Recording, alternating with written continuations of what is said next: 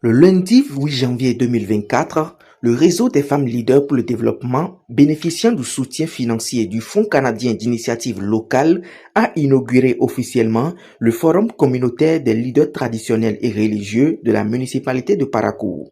Cet événement d'envergure, qui s'est déroulé dans la salle de conférence de l'hôtel Cerro Cora 3 à Paracourt, a rassemblé les chefs traditionnels et religieux de la commune pour 2 jours de discussion approfondie sur leur rôle crucial dans la construction et le maintien de la paix.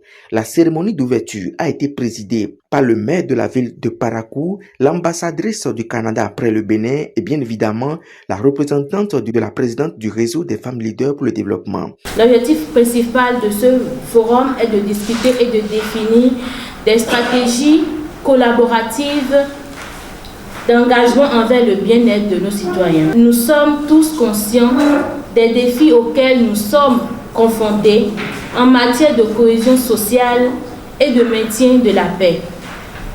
Les conflits peuvent entraver le développement, affecter la vie de nos citoyens et entraver le progrès des communautés.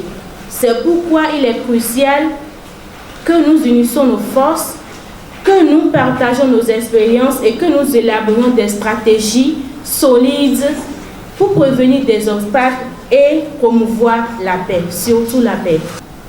Au Bénin, le Fonds canadien d'initiative locale, le FCL, est l'outil qui nous permet d'apporter notre part dans la prévention des conflits et à la consolidation de la paix. Cette année, ce sont 5 projets qui sont financés par le FCL au Bénin pour un montant total d'environ 75 millions de francs CFA pour des durées de mise en œuvre de 5 à 6 mois. Ils sont vraiment des projets à court terme. En financement de ces projets, le Canada veut accompagner la société civile, mais aussi le gouvernement à consolider la paix et la cohésion sociale, à promouvoir le respect des droits de la personne et à renforcer la gouvernance démocratique. Nous sommes fiers de ces projets qui vont toucher directement à environ 1255 bénéficiaires, comprenant des journalistes et des animateurs de médias, des femmes, des étudiants, des enseignants, des parents d'élèves, des élèves et aussi des leaders traditionnels et religieux.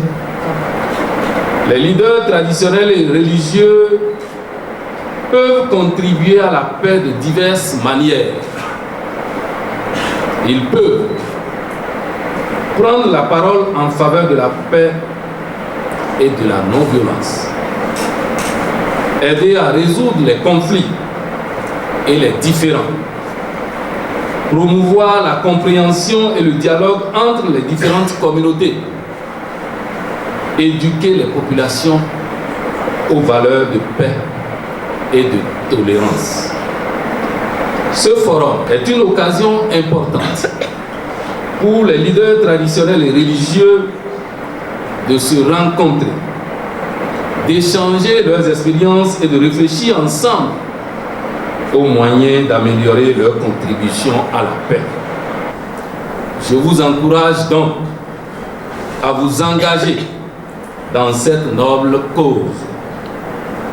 Et je suis convaincu que ce forum sera un succès. Je souhaite à tous d'excellents travaux. Et c'est sur ces mots d'engagement que je déclare ouvert ce lundi 8 janvier 2024 ce forum. Plein succès à vos travaux. Je vous remercie. À la suite de cette cérémonie d'ouverture, plusieurs communications ont été données mettant un accent particulier sur les mots qui minent le maintien et la sauvegarde de la paix, ainsi que le rôle des chefs traditionnels et religieux dans le maintien et la sauvegarde de cette paix. Si nous nous sommes retrouvés, nous avons ce statut dans notre société, c'est pour pouvoir jouer un rôle dans la société. Jouer ce rôle, c'est travailler pour la consolidation de la paix. Parce que quand la paix sera fragilisée, on sera on va tous s'unir. C'est pour la communauté. Donc, quand tout le monde aura la même idée, même si je vous piétine comme ça, facilement, on va se comprendre. Vous comprenez? Parce que vous travaillez pour la paix. Moi, je travaille pour la paix. En tant que leader religieux, en tant que leader traditionnel. Et je l'ai dit tantôt, une fois que vous êtes investi de ce pouvoir, vous devenez d'office un modèle. Vous devez soigner votre image. Et l'autre, en vous regardant, dit, ah, ce qu'il fait, cet imam-là, là, je dois me conformer, je dois mettre mon pas dans cette pas. Des travaux de groupe ont également été menés par les participants en vue de proposer des approches de solutions, notamment concernant leur rôle dans la construction et le maintien de la paix.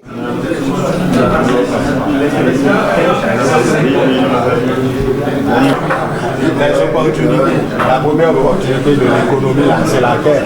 On a des plaines cultivées. Il y a les clés. Détail quoi.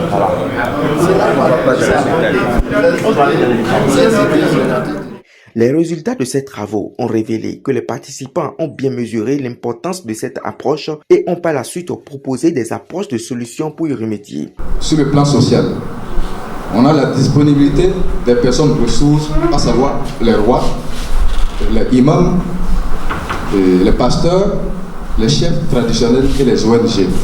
Sur le plan politique, le respect de la Constitution, consultation des anciens dirigeants, à savoir les chefs d'État, présidents d'institutions, etc. Dans la technologie, nous avons l'utilisation des ordinateurs, l'utilisation des instruments agricoles. Maintenant, dans le genre, nous avons la perte de nos valeurs morales, manque de l'éducation des femmes. Bravo. Notons que cette initiative promet d'apporter des perspectives cruciales sur la manière dont les leaders traditionnels et religieux peuvent contribuer de manière significative à la construction d'une paix durable au sein de la municipalité de Parakou.